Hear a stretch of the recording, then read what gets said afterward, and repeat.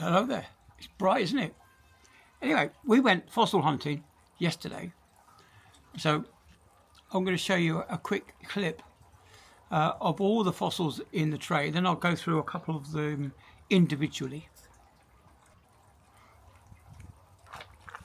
Well, this one I think is a sponge.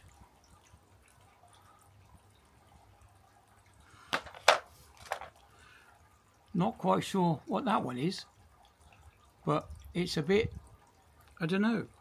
It's got lots of things in it, but you can't really make out what they are.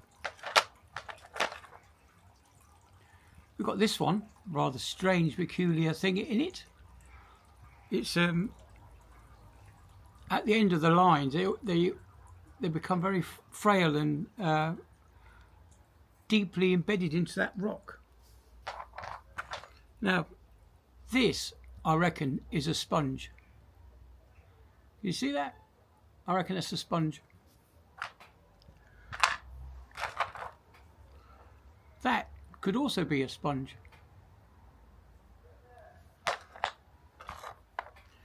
Now, I think this one could be a sea anemone because it's got lines that come up to a central point. So either a starfish or a sea anemone, sea urchin. Well, this, oh yeah, I have to show you this one. This is a very strange fossil. Very strange. It's got layers, much like an onion, but I don't think it's an onion. Anyway, we found a few ammonites. There, that's the first fragment that Sarah found, and then I found all the rest.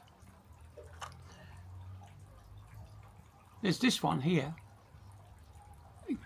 This is something that you'd find in a fossil shop. That would be worth quite a few quid, that one. So I'm proud of that one. It's yes, nothing I've ever seen before. Then there comes this big chunk here. It's only a segment. You can imagine the whole, really quite a large ammonite. And then this is my absolute favourite. This is, look at the size of that. I can get it close to the camera. Look, if I show you the cross section there. That's quite amazing, isn't it? And I don't know if you can see, if I can get it in there. There we go. That is still shell there, and on the borderline between the rock, you can still see a fragment of shell there. But this has been exposed to the weather a long time because the central keel on this particular ammonite ammonite. I can't say the word now. It's as bad as Sarah. Ammonite is particularly eroded away slightly, taking the shell with it. But yeah, there's a huge great lump of rock there that I could probably, if I ever got around to it, I could probably chisel away. Let's bring it back into, now that I've finished messing around with some of these shells. Yeah, I really don't know what some of these are, really. This really is bizarre, this one.